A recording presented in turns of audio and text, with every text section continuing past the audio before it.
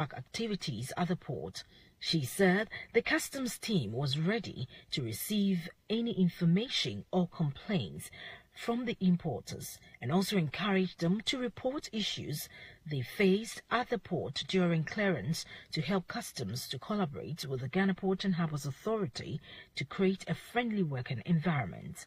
Executive Secretary of the Chamber of Automobile Dealership Ghana, CADEC, Mr. George Dumino, on his part appealed to customs to prompt government to keep the dollar rate stable for at least 3 to 6 months to help increase government revenue at the port. He also reiterated the need to unify the many governmental agencies at the port to facilitate swift clearance and trade. Deputy Energy Minister Andrew Japamesa says government has no intention to take over the petroleum market through its Gold for Oil program.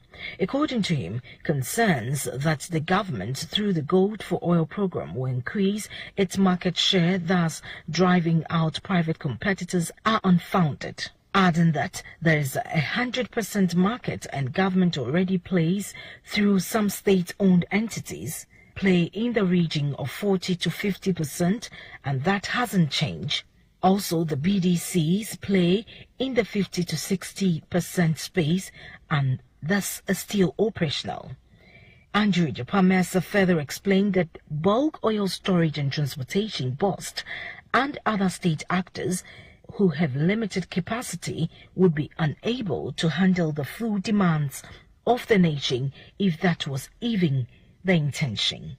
In other stories, Hong Kong-based container shipping line Orient Overseas Container Line OOCL has welcomed its first new mega ship with a naming ceremony of the OOCL Spain, the first in a series of 6 24,188 TEU capacity container ships in order for the company.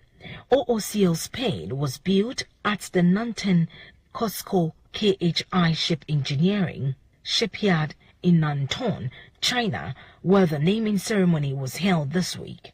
With a carrying capacity of 24,188 TEUs, a total length of 399.99 meters, and a width of 61.3 meters, the OOCL Spain ranked as one of the largest container ships in the world, surpassing Evergreen's 24.004 TEUs.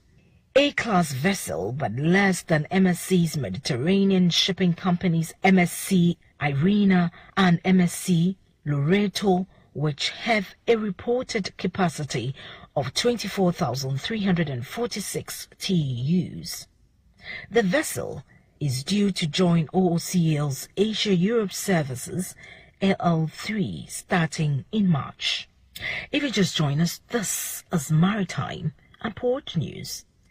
A bunch of Pakistan's biggest company have halted operations in the past months as they run out of raw materials or foreign exchange, or both, compounding the troubles of an economy that's trying to avert a debt default.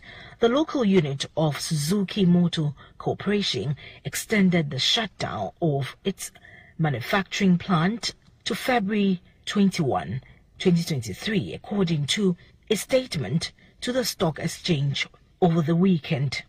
Thus, they say it's due to parts shortage that are persisting.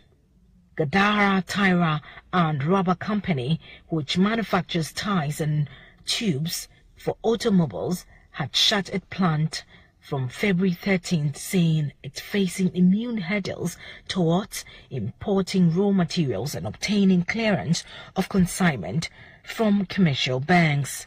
Those are just two out of a cluster of listed companies that includes manufacturers of fertilizers, steel and textiles that have shut their factories indefinitely or suspend operations intermittently as they grapple with a shortage in inventory or cash, or even a drop in demand.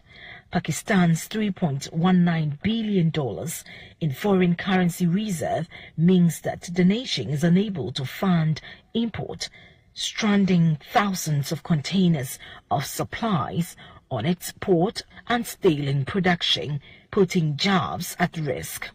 And inflation that's also at the fastest in almost half a century is putting many goods out of public reach. And in our final story, shipping and logistics group AP Moller-Maersk has agreed to sell its 2 logistics sites in Russia to IG Finance Development Limited, nearly marking the end of its business activities in the country. The group said the sale of its inland depot facility in Novorossiysk, with the capacity of 1,500 containers and a chilled and frozen warehouse in St. Petersburg, had obtained regulatory approvals in the European Union and Russia. According to Maersk, IG Finance Development, a company registered in Cyprus, has made an agreement with Arosa, a large food importer in Russia, to operate the site. Maersk still needs to sell 4 tugboats under its Switzer brand, a process that is ongoing currently.